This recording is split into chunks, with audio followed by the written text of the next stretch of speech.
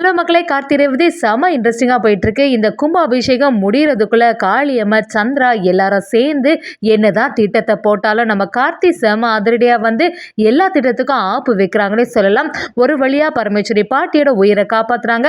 அதே சமயத்தில் தீபாவதியோட மனசையும் நம்ம கார்த்தி மாற்றிட்டாங்கன்னே சொல்லலாம். கார்த்தியோட நல்ல மனசை பார்த்த தீபாவதியும் இப்போதைக்கு நம்ம சாமுண்டேஸ்வரி எந்த உண்மையும் சொல்ல போகிறதில்ல. சாமுண்டேஸ்வரி ஒரு கட்டத்தில் நம்ம பரமேஸ்வரி பாட்டியை பார்க்க வராங்கன்னே சொல்லலாம். அதே சமயத்துல கார்த்தியும் கும்பாபிஷேகத்தோட ராஜசேதியோட பேரன் நான் தான் சொல்லிட்டு சாமுண்டேஸ்வரி கிட்ட சொல்லிடுறாங்க. வீடியோக்குள்ள போறதுக்கு முன்னாடி நம்ம சேனலுக்கு சப்ஸ்கிரைப் பண்ணிருங்க. அப்படியே பக்கத்துல இருக்க பெல் ஐக்கனும் கிளிக் பண்ணிருங்க. அப்பதான் நான் போடுற வீடியோ எல்லாம் உங்களுக்கு நோட்டிபிகேஷன் வரும். நம்ம ராஜராஜனும் கார்த்திட்ட பாத்தீங்களா மாப்பிள்ளை, இவங்க எல்லாரும் எவ்வளவு சந்தோஷமா இருக்காங்க, பேத்திங்க பாட்டின்னு சொல்லிட்டு இப்பதான் கொஞ்சம் ஒற்றுமையா இருக்காங்க. சின்ன வயசுல இருந்தே இந்த பிள்ளைங்க பாட்டியோட பாசத்தை பார்த்ததே இல்லை, இப்பதானே நல்லபடியா இருக்காங்க. இந்த ஒரு சிச்சுவேஷன்ல நீங்க கண்டிப்பா என்னோட சாமுண்டேஸ்வரி கிட்ட உண்மையை சொல்லணுமா அப்படிங்கிற மாதிரி நம்ம கார்த்திட்ட கேட்கும்போது, கார்த்தியும் என்ன மாமா பேசுறீங்க, நான் எடுத்த முடிவு தான். எத்தனை நாள் தான் அத்தை கிட்ட நான் இந்த உண்மையை மறைச்சே வைக்க முடியும்? நம்ம நினைச்ச மாதிரி கும்பாபிஷேகமும் நெருங்கிட்டு, அது மட்டும் இல்லாம இத்தனை நாளாட்டு அவங்கள ஏமாத்தின ஒரு குற்ற உணர்ச்சி என் மனசுக்குள்ள இருந்துட்டே இருக்கு. என்னோட அம்மா அப்படி என்ன வளர்க்கல, இப்ப என்ன பண்றது மாமா? யாராவது ஒருத்தங்க நம்ம சாமுண்டேஸ்வரி அத்தை கிட்ட சொல்றதை விட நானே அந்த உண்மையை சொல்லிடுறேன் அப்படின்னு ராஜராஜன் கிட்ட நம்ம கார்த்தியை பேசிட்டு இருக்காங்க. ராஜராஜனும் எனக்கு அதை பத்தி கவலை இல்லை மாப்பிள்ள, ஆனா ஈஸ்வரிக்கு மட்டும் இத்தனை நாளா நீங்க ஏமாத்திட்டு இருந்தீங்க, அது மட்டும் இல்லாம இந்த குடும்பத்தை சேர்ந்தவங்கன்னு தெரிஞ்சுன்னா கண்டிப்பா ஏதாவது பிரச்சனை பண்ணுவான், அதை நினைச்சுதான் எனக்கு ரொம்பவே கவலையா இருக்குன்னு சொல்லும்போது, நம்ம கார்த்தியை நீங்க எதுக்குமே கவலைப்படாதுங்க மாமா, கண்டிப்பா அத்தை பழைய மாதிரி இருக்க மாட்டாங்க, என்னை ஏத்துப்பாங்க, நீங்க வருத்தப்படாதுங்க சொல்லி சமாதானப்படுத்துறாங்க. இது எல்லாத்தையும் தீபாவதி கவனிச்சுட்டே இருக்காங்க. இந்த கார்த்தியை பார்த்தா சாமுண்டேஸ்வரி மேடத்தை வேணும்னு ஏமாத்துற மாதிரி இல்லை, கண்டிப்பா இந்த ரெண்டு குடும்பத்தையும் ஒன்று சேர்க்கணும்னு சொல்லிட்டு தான் வேணும்னு வீட்டில் டிரைவரா நடிச்சிருக்காங்க. சரி, இந்த கும்பாபிஷேகம் வரதானே, அதனால அதுக்கப்புறமா பார்த்துக்கலாம், கும்பாபிஷேகத்தில் கார்த்தி மட்டும் உண்மையை சொல்லலைன்னா நம்ம அடுத்து உண்மையை சொல்லிக்கலாம்னு சொல்லிட்டு நம்ம தீபாவதியோட மனசே மாறிட்டு கார்த்தியோட நல்ல குணத்தை பார்த்துன்னே சொல்லலாம். நம்ம கார்த்தியை சாமுண்டேஸ்வரியை பார்க்கறதுக்காக வராங்க. அந்த இடத்துல சந்திராமா என்ன இந்த டிரைவர் பையன் இங்கே வரான், ஒரு சமயம் இந்த கிளவி மண்டையை போட்டான்னு சொல்லிட்டு சொல்றதுக்காண்டி வருவானோ அப்படின்னு நினைச்சு சந்தோஷப்பட்டு இருக்காங்க.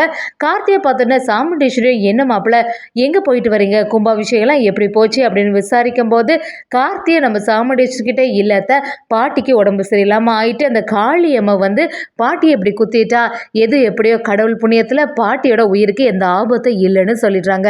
இதை கேட்டோன்னே சந்திரா அப்படியே ஷாக் ஆகிட்டாங்க. என்னது அந்த கிழவி தப்பிச்சிட்டாளா, என்னதான் பண்ணாலும் இப்படி ஒரு சம்பவம் நடந்துட்டே, கண்டிப்பாக இந்த கும்பாபிஷேகம் நடக்க போகிறதில்ல அப்படின்னு நினச்சா எல்லாமே தலைகீழாக மாறிட்டே அப்படின்னு சொல்லிட்டு சந்திரா மனசுக்குள்ளே யோசிக்கிறாங்க.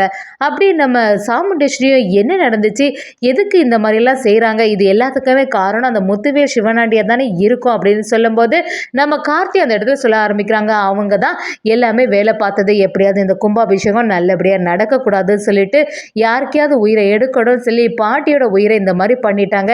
எப்படியோ பாட்டி இதுலேருந்து தப்பிச்சிட்டாங்க, இனி எந்த பிரச்சனையும் இல்லாத அப்படின்னு சொல்கிறாங்க.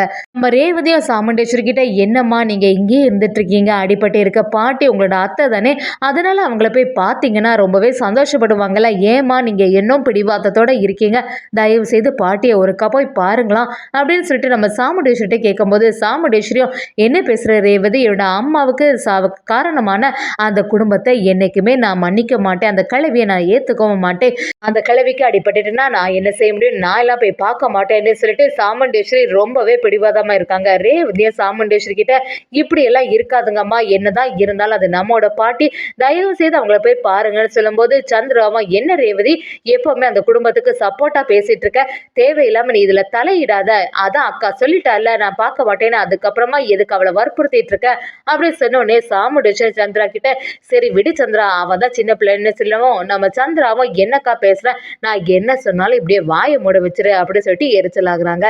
அதே சமயத்துல நம்ம ரேவதியும் கார்த்திட்டு பாத்திய ராஜா, அம்மா எவ்வளோ பிடிவாதமாக இருக்காங்கன்னு எனக்கு ரொம்பவே பயமாக இருக்குது, கும்பாபிஷேகத்தோட நீ மட்டும் உண்மையை சொல்லிட்டேன்னா அதுக்கப்புறமா அம்மா என்ன சொல்லுவாங்கன்னு நினச்சாலே எனக்கு ரொம்ப வருத்தமாக இருக்குது, எப்படி இருந்தாலும் நம்மளை வீட்டில் ஏற்றுக்க மாட்டாங்க தான் தோணுது, எப்படி தான் இந்த ரெண்டு குடும்பத்தை ஒன்று சேர்க்க போறியோ ராஜான்னு சொல்லிட்டு ரொம்ப வருத்தப்படுறாங்க. கார்த்திகை ரேவதி கிட்ட நீ எதுக்குமே ஃபீல் பண்ணாதன்னு சொல்லிட்டு சமாதானப்படுத்தி விடுறாங்க.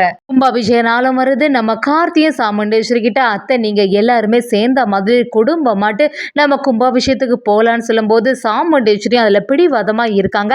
இல்லை அந்த கிழவி கூட சேர்ந்து நான் எந்த மரியாதையும் பண்ணுறதா இல்லைன்னு சொல்லும்போது ராஜராஜனும் ஈஸ்வரி கிட்ட, ஈஸ்வரி நான் எனக்காவது நீ கண்டிப்பாக இந்த கும்பாபிஷேகத்துக்கு வந்து தான் ஆகணும், எனக்கு மரியாதை கொடுக்குறேன்னு நினச்சேன்னா செய் அப்படின்னு சொல்லிட்டு நம்ம சாமுண்டேஸ்வரியை நம்ம ராஜராஜன் ரொம்பவே சமாதானப்படுத்தி பார்க்குறாங்க.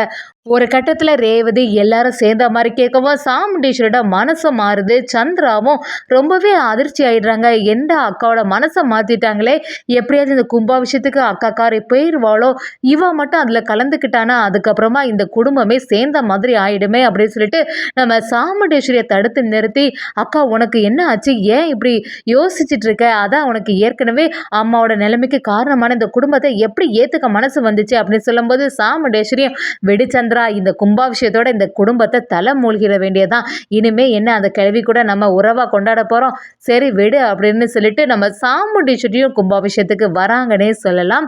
அதே சமயத்தில் கும்பாபிஷேகம் சிறப்பாக நடக்கக்கூடாதுன்னு சொல்லிட்டு காளியம்மை சிவனாண்டி எல்லாரும் சேர்ந்த மாதிரி அதை அடுத்த திட்டத்தை போடும்போது நம்ம கார்த்தியும் காளியம்மை இனிமே இந்த ஊர்லேயே இருக்கக்கூடாது, அவங்க தான் எல்லாத்துக்குமே காரணம்னு சொல்லிட்டு ஊர் மக்கள் எல்லாருக்குமே தெரிய வருது. காளியம்மை ஒரு விசேஷத்துக்கு வராத மாதிரி ஊர் மக்களே செய்திடுறாங்க. அதே சமயத்தில் கும்பாபிஷேகம் நடக்கும்போது நம்ம கார்த்தியும் எப்படி அது சாமுண்டேஸ்வரி கிட்ட எல்லா உண்மையும் சொல்லலான்னு அதுக்கான வேலைகளை தொடங்குறாங்க. நம்ம சாமுண்டேஸ்வரி கிட்ட வந்து அத்தை நான் ஒரு முக்கியமான விஷயம் உங்கள்கிட்ட பேசணும்னு சொல்லும்போது, என்ன மாப்பிள்ளை எதுக்காக என்கிட்ட வந்து பேசுறீங்கன்னு கேட்குறாங்க. நம்ம கார்த்தியும் இல்லை ரொம்ப நாளாக உங்கள்கிட்ட இதை நான் மறைச்சிட்டேன், என்னை மன்னிச்சிடுங்க, நான் பண்ணது தப்பு தான் அப்படின்னு சொல்கிறாங்க. சாமுண்டேஸ்வரி என்ன மாப்பிள்ளை சொல்கிறீங்க, நீங்கள் எதை பற்றி பேசுகிறீங்கன்னு எனக்கு கொஞ்சம் கூட புரிய மாட்டேங்குது, என்ன விஷயம் அப்படின்னு கேட்குறாங்க.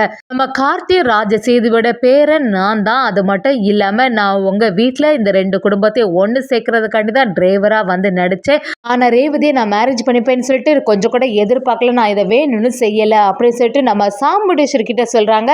அதே சமயத்தில் இந்த குடும்பத்துக்கு மேலே நீங்கள் இன்னும் விரோதமாக இருக்கிறது சரியே இல்லை, கண்டிப்பாக மன்னிச்சு ஏற்றுக்கோங்கன்னு சொன்ன உடனே சாமுண்டேஸ்வரி அப்படியே அதிர்ச்சி ஆயிடுறாங்க. என்ன சொல்கிறீங்க மாப்பிள்ள, உங்கள் மேலே நான் எவ்வளோ நம்பிக்கை வச்சுருந்தேன், கண்டிப்பாக நீங்கள் என்னை ஏமாற்றவே மாட்டீங்கன்னு சொல்லிட்டு பெருமையாக நினச்சிட்டு இருந்தேன், நீங்கள் என்ன இப்படி சொல்கிறீங்க, நீங்கள் சொல்கிறதெல்லாம் நம்பவே முடியலை என்னால், இத்தனால அப்போ நான் முட்டாளாக தான் இருந்திருக்கேனா, இத்தனால நீங்கள் சொன்னது எல்லாத்தையுமே நம்பிட்டு இருந்திருக்கேனே அப்படின்னு சொல்லிட்டு நம்ம சாமுண்டேஸ்வரி அந்த இடத்துல அதிர்ச்சி ஆயிடுறாங்க.